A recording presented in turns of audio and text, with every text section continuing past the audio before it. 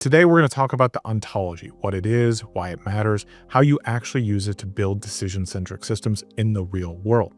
So if we think about what is an ontology, it's the nouns and verbs that make up your business, right? So in this manufacturing example, I have plants and warehouses that I'm supplying plants from warehouses, right? I'm shipping product to customers. So this really reflects the ground truth about how your business is actually operating. There's complex interconnected relationships, right? So as we model this into the ontology, the goal is to actually model how your business is actually operating, not how these other systems need it so they can work.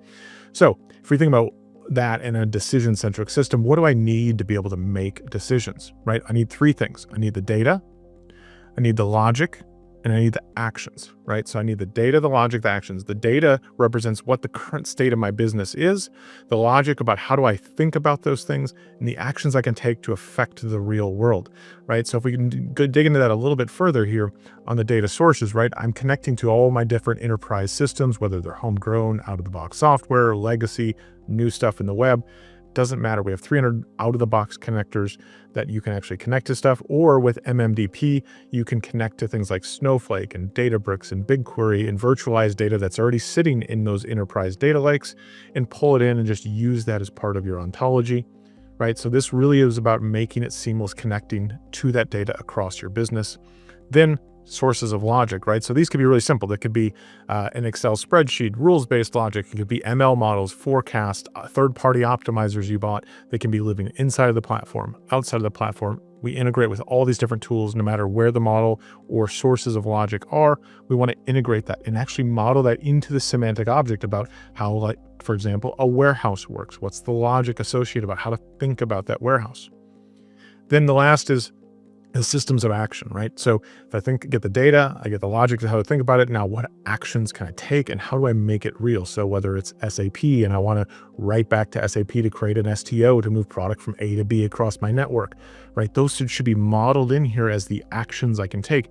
They can be other things that are on the plant floor. They can be financial systems, you name it. We'll connect into those, whether they're legacy or they're on-prem, they're at the edge, they're in the cloud, they can be webhooks.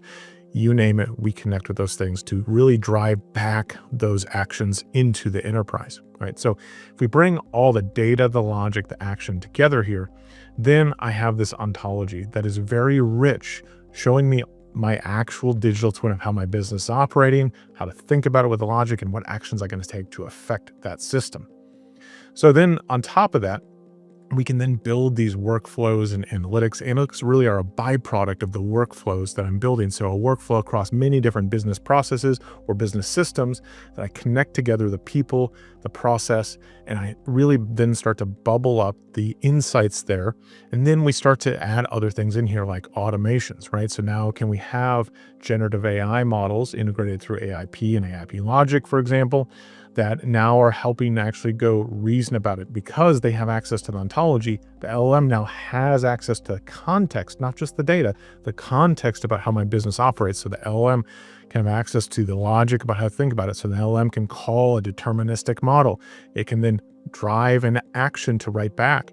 So instead of people having to swivel chair from a dashboard over to another tool to figure out how to make it real, we'll orchestrate those complex actions on the back end to make it real. And that's where automations come in, bringing reasoning into this process. And ontology really is that context of how your business is operating because the LLMs were not trained on your business's data or processes. Then last is the products and SDK. So this is where we can build data products, rich applications, whether that's in a mobile app for the plant floor, it's a custom React app to interact with my customers, or it could be through the Ontology SDK, where I actually create a custom SDK of my ontology. So an SDK of my business and business process that I can build different applications, back integrations. I can integrate that SDK that has agentic workflows into my existing applications. Lots of different really great stuff that you can do by powering different SDKs throughout your business. This really opens up the way that you integrate it and really improves the usability, which improves speed and time to value.